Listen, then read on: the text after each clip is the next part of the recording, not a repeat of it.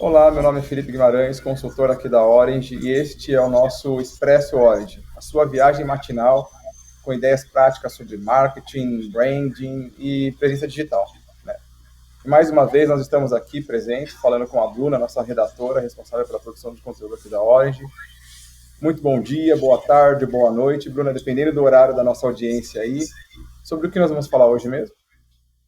É verdade, né, Felipe? Bom dia, boa tarde, boa noite.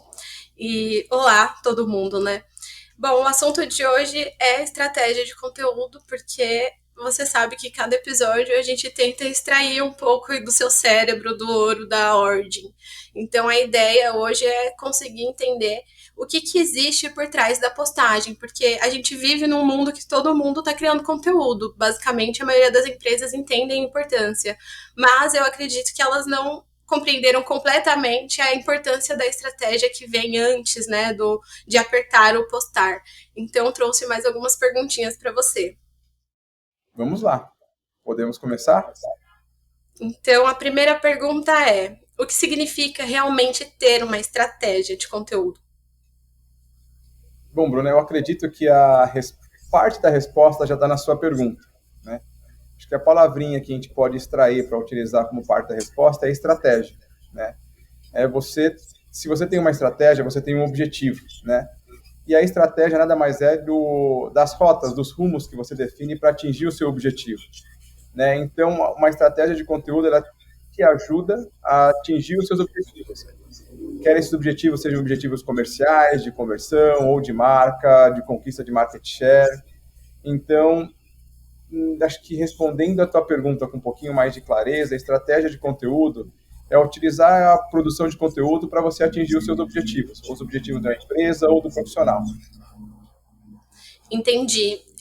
E, assim, sobre processos, né? Como que isso começa? Como que você, empresário hoje, que não tem muita noção, né, sobre conteúdo, criação de conteúdo, começaria a planejar isso, né? Planejar algum calendário editorial, algum tema, como que é esse processo?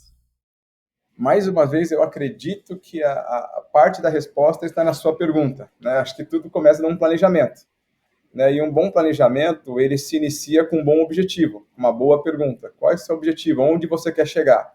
Né? Porque quando você não sabe aonde você quer chegar, qualquer lugar serve, né? Então você tem que estar muito claro, porque senão você fica postando conteúdo como se fosse conversa de boteco. Eu falo sobre qualquer assunto, sobre qualquer tema, eu tenho temas aleatórios, e eles não vão te levar a lugar nenhum, é simplesmente para passar o tempo. E quando a gente fala de processos na questão de produção de conteúdo, a primeira parte é o planejamento, né? Você ter um bom objetivo, né? Você alinhar esse objetivo com o teu time, com a tua equipe, com os diretores da empresa, com o seu board todo, e aí a gente vai descendo um pouco a cadeia até chegar na parte operacional, né? Então a gente planeja os melhores canais, discute esses canais, define muito bem, com muita clareza a persona, quem é o teu público-alvo. Definido o teu público-alvo, você vai definir o teu padrão de comunicação, né? Aí você vai saber os melhores momentos, que tipo de conteúdo, melhores momentos de expor esse conteúdo, que tipo de conteúdo o seu público consome, né? Então, eu acredito que os processos, respondendo a sua pergunta, fazem parte de um planejamento bem estruturado. E todos eles resultam, né, na mensuração e na avaliação dos resultados, porque o marketing, por mais de ser uma ciência e ter muito processo, ter muito trabalho com informação, hoje até automação dessa informação, né? A gente consegue automatizar muita coisa, principalmente na análise de dados, na análise de informações, mas não é uma ciência exata, precisa, porque a gente está lidando com a variável ser humano. E o ser humano, ele já é, como é que eu posso dizer, complexo demais por natureza. Então ele tem muitos vieses e a gente tem que saber interpretar bem esses vieses, essas mudanças de comportamento, essa definição de novos padrões, entendê-los com a maior velocidade possível e adequar a nossa estratégia à necessidade ou à linha de interesse do nosso público-alvo. Não sei se eu respondi com clareza a tua pergunta. Acabou respondendo todas as perguntas aqui, praticamente. Realmente entregou o ouro ali, o método, e destrinchou o que é necessário para ter esse planejamento, para conseguir, né, colocar esse plano em ação.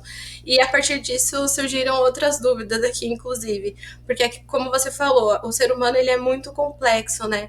Então, a primeira pergunta é: é importante estar atualizado, não só sobre o que está acontecendo no mundo, mas também sobre as estratégias e evitar cair, né, em replicar ou imitar outros criadores ou outras empresas do mesmo nicho. E outra pergunta também sobre nicho, se é importante nichar, né? Então, acabou saindo bastante outras questões sobre tudo isso que você falou, mas respondeu perfeitamente todo o planejamento e entregou bastante mesmo para quem está buscando fazer isso, né? Criar conteúdo. Tá, deixa eu ver se eu entendi bem. Então, a tua pergunta é focada sobre a importância do nicho e a É, variação e a não replicação de conteúdo já existente, né? isso, e se manter atualizado também. Se manter atualizado, eu acho que é condição sine qua non para qualquer área hoje de atuação profissional, né? Hoje, acho que nunca na história nós tivemos tanto acesso à informação como a gente tem hoje, né? Muita informação é produzida, é compilada, é interpretada, é reinterpretada com uma velocidade absurda, né? Às vezes a gente uma tese é apresentada, uma dissertação de mestrado, uma tese de doutorado é apresentada hoje e amanhã a gente já tem milhões de comentários, de reviews diferentes. A mesma coisa acontece com os artigos, com o conteúdo postado na internet. As percepções, as interpretações são muito diferentes. Variam com a cultura, variam com o grau de educação, variam com o nível social da pessoa, né? Então, assim, acho que a primeira parte, respondendo a tua pergunta sobre a segmentação, né? A segmentação ela parte de um bom planejamento, de um bom entendimento das necessidades, e segmentar é saber se o seu produto é adequado ao teu público-alvo, né? E o seu público-alvo também ele se atualiza constantemente, né? Ele sabe muito bem o que quer, ele tem acesso à informação. Então, se você não for se manter atualizado, se não manter o seu produto, a sua oferta atualizada, né, o seu público-alvo vai perder o interesse pelo teu produto, pelo seu serviço. Então, a atualização é algo constante. E a segmentação é algo necessário, porque cada vez mais são poucos produtos que atendem uma parcela muito grande da população. Assim, tirando os produtos commodities, né, que é esses produtos de alimentação, de higiene pessoal, coisa do gênero, mas se você segmentar, é você ter uma taxa maior de sucesso, porque a gente consegue conversar de uma maneira um pouquinho mais dirigida, com um público-alvo mais direcionado. A gente não consegue fazer isso com uma abrangência muito grande, né? Até porque se a gente abre muito esse leque, os valores, as percepções são bem diferentes, né? Então, segmentar parte desse princípio de você atingir com mais qualidade uma parcela de público que faz sentido para o teu produto ou para o seu serviço. Entendi. É que, como você falou, o ser humano ele é tão complexo que ele sente essa dificuldade. Mas olhando assim para o mercado, realmente aparenta ser extremamente importante, né? Você definir sim o seu público-alvo. Então, a próxima pergunta ela tem a ver com isso também, sobre como o seu público ou a utilização também de trends ou de questões assim em alta, se isso é bom usar ou se qual que é a régua, né, que o empresário tem que ter sobre o que é pertinente participar ou não para ter esse acesso e conseguir conectar com o público-alvo sem também acabar banalizando o marketing em si. A gente tem que tomar muito cuidado quando a gente utiliza as trends, né, os trend topics. Tem que ver se ele está adequado à tua estratégia, né? Não adianta eu querer vender A e as trend topics falar de Z. Eu não consigo conectar. Não. Se eu achar uma conexão dessa trend com o meu objetivo, com esses trend topics, né, esses assuntos de alta relevância, ou de alta busca, ou de alta procura num determinado momento, né, e esse assunto tiver uma relação direta com o meu planejamento, né, com a minha estratégia, sim, é uma boa estratégia, é inteligente fazer uso dos trends. Se não, se for desconectar muito, fica muito claro e evidente para o teu público-alvo que você não tem nada a ver, que o teu único objetivo é ganhar visibilidade, e eu acho que aí você começa a perder um pouco da credibilidade, né? Então aquilo tem que fazer sentido, não adianta eu falar sobre marketing, eu falar sobre comportamento, eu falar sobre alimentação e querer fazer um relacionamento com um conteúdo sobre, sei lá, violência, por exemplo, né? Sobre uma guerra, por exemplo. Não, às vezes não tem uma relação direta, mas só porque todo mundo está falando eu vou utilizar essa trend, não faz sentido, não tem uma comunicação direta com o teu objetivo. E aí eu acho que quando o público começa a perceber que seu objetivo é simplesmente aparecer por aparecer, você começa a perder um pouquinho de credibilidade. Então a resposta vai ser a pior resposta de todas, sim e não, né?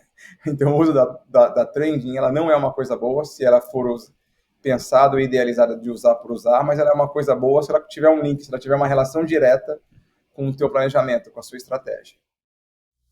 Muito obrigada por isso. Eu acho que realmente isso é importante ter essa divisão, assim, para que os empresários entendam que às vezes pode ser algo negativo, né? Você citou a perda da credibilidade mesmo como um dos fatores que são um dos riscos da viralização. Você acredita que tenha outros? Sim, Furar a bolha, às vezes, né? Ou às vezes até o fato de da empresa não estar preparada, né, também, para essa demanda assim, tão grande. ela pode ser bem utilizada, como você mesmo pontuou, como uma possibilidade de furar uma bolha, né? Assim, eu saio da minha bolha porque eu entro numa trending que não é discutida no meu nicho, no meu público-alvo costumeiro, e eu posso entrar num outro segmento e aí, consequentemente, ter uma, digamos assim, ter uma penetração muito maior. Isso é um benefício, né? Mas o malefício é aquilo que eu te disse, você, de repente, acaba sendo interpretado como um aproveitador de trendings, né? Algo assim, a gente não, a não ser que você seja um jornal, né, que você seja um influencer que fala sobre atualidades ou algum produtor de conteúdo que fala sobre atualidades. Mas se você é uma empresa que está falando sobre produtos, sobre serviço, apresentando seus diferenciais, a trending ela é benéfica sim, porque ela vai te trazer um público que você não tem acesso, né? Costumeiramente você não tem acesso, mas é um risco muito grande, porque às vezes a linguagem, o padrão de entendimento do teu conteúdo para esse público novo, talvez não seja o mesmo que o teu habitual tenha. Então você vai ter que talvez fazer algumas escolhas aí no meio do caminho, né? Se eu vou ter que adequar esse público novo, se eu vou educar esse público novo, se eu vou seguir uma linha nova, se eu vou manter a minha linha anterior, a minha linha mais tradicional, mais antiga. Não sei se eu consigo. Entendi. Acho que complementando também tem o fato de que às vezes você fura a bolha e a audiência que chega, ela tá esperando mais conteúdo daquele e aquele não é o seu conteúdo, né? O carro-chefe. Então, às vezes você não vai produzir outra coisa desse vídeo ou dessa viralização e aí o público sente falta, cai o engajamento. Então, realmente acho que tem que pensar muito bem, né? Antes de incorporar alguma trend na produção de conteúdo. Você tinha mencionado a questão cultural, sobre como a questão cultural influencia na criação de conteúdo da empresa em si ou do criador, mas eu queria saber o contrário, se tem como, ou se acontece de a criação de conteúdo da empresa acabar melhorando ou mudando a questão cultural da empresa mesmo, a cultura da empresa em si. Eu acredito que eu entendi, mas eu acho que não. A resposta é não. Eu acho que a produção de conteúdo ela deve ser influenciada pelos valores da empresa, pela cultura da empresa, e não ao contrário, né? Não um conteúdo influenciar, porque se eu faço esse movimento inverso, a empresa não tem identidade, né? Ela não tem uma identidade própria. Eu acho que a produção de conteúdo ela é a expressão dos valores, né, e dos diferenciais da empresa, e não o contrário. Então, o conteúdo é uma ferramenta, ele é um canal, né, para eu apresentar os meus diferenciais, para eu apresentar os meus valores para o meu mercado, ou para o meu Que grande público. insight esse, né? Essa frase, espero que todo mundo tenha anotado. Eu trouxe aqui mais uma vez o Mitos e Verdades. Se você estiver pronto, nós temos aqui algumas afirmações. Pronto ou não, vamos lá. Toda estratégia precisa de grandes investimentos. Para mim é um dos maiores mitos que a gente tem. Acho que é uma grande estratégia, uma estratégia, na verdade, uma boa estratégia, ela necessita de um bom pensador, de um bom estrategista e não de um bom investimento. Às vezes tem pessoas que com investimento muito baixo, né, conseguem fazer mudanças comerciais, operacionais, de marketing absurdas. A gente tem a história repleta de exemplos disso, repleta de exemplos disso. Por exemplo, né, assim, essas mudanças, essas estratégias, elas podem ser operacionais ou não. Colocando o marketing, por exemplo, né, a gente tem aí empresas que investem absurdo em marketing e aí continuam investindo para fazer um reposicionamento, e empresas que investem muito pouco, né? Mas é óbvio que o sucesso de uma das variáveis do sucesso de uma empresa talvez seja o investimento financeiro, sim. Mas acho que antes do investimento financeiro vem o pensamento, né? A pessoa que estrutura, que planeja esse investimento. Eu acho que o planejamento, o planejador é mais importante do que a estratégia em si, do que o dinheiro em si. Muito bom. E falando de planejamento, planejar conteúdo limita a criatividade? Eu acho que é um mito, mas um grande mito, porque eu acho que quanto mais você planeja conteúdo, né, e quando você planeja, você pesquisa, você repensa, você reflete, eu acho que esse processo, eu acho que tudo isso que eu acabei de falar faz parte do processo de criação, né? Então, eu acho que é um grande mito. Eu acho que aí é até o inverso proporcional, né? Eu acho que planejar conteúdo, ele não limita, mas ele, na verdade, amplia a criatividade. Mais duas afirmações. A próxima, empresas pequenas não precisam de estratégia de conteúdo. Eu acho que é um mito, né? Eu acho que a gente pode adequar conteúdo para a realidade da empresa pequena, ou para a empresa micro, ou para a empresa iniciante, mas todo mundo pode se beneficiar de uma estratégia de conteúdo, independente do tamanho da empresa ou do segmento que ela esteja. Todo mundo pode se beneficiar disso de diferentes maneiras, né? Porque hoje em dia é tudo digitalizado, hoje em dia a gente está presente no ambiente digital, e quando a gente procura, de repente, uma nova marca, um novo serviço, um novo produto, a gente vai buscar referências, né? A gente vai querer saber com quem eu estou comprando. De repente eu comprava da marca A, mas estou cansado um pouco da marca A, ou então eu quero explorar outras alternativas. Como é que eu exploro outras alternativas? Eu vou querer conhecer as empresas, vou querer conhecer o produto, vou querer conhecer o serviço. E se eu não tiver um conteúdo acessível para eu conhecer para eu conhecer essa empresa, esse produto ou esse serviço, eu não vou poder tomar uma decisão, né? Então eu acho que independente do tamanho da empresa, qualquer um, inclusive o micro, pode se beneficiar de uma estratégia de conteúdo. Legal. A última, o conteúdo serve apenas para vender. Eu acho que é um mito. Eu acho que o conteúdo ela é a forma mais consistente de a gente criar reputação, né? E faz parte do processo de venda, mas ele não é só o processo de venda, né? Então ele não serve apenas para vender, ele serve também para vender, mas ele serve para aumentar a credibilidade, aumentar a autoridade, né? Então o conteúdo, dependendo do momento estratégico da empresa, ele vai oferecer benefícios diferentes. Ele serve também para vender, mas ele não é apenas para vender. Bem bacana, eu acho que deu para desmistificar essa questão do conteúdo, né? Principalmente o quanto isso contribui para o posicionamento da empresa, para que as pessoas conheçam também e saibam o que elas oferecem, né? De uma maneira mais ampla e provavelmente que conecta mais com o cliente em si. Muito obrigada, Felipe, por essa conversa. Eu que agradeço, Bruna, muito obrigado pelos questionamentos, muito inteligentes, como sempre, muito obrigado. E, pessoal, esse foi o nosso terceiro episódio do Expresso Orange. Nós falamos aqui sobre estratégia de conteúdo. E se esse tema fez sentido para você, eu peço para vocês que compartilhem, comentem, né, disponibilizem para pessoas que vocês acham que possam se beneficiar dessa nossa conversa, tá bom? Pessoal, um forte abraço para vocês. Tchau, tchau. Tchau, tchau.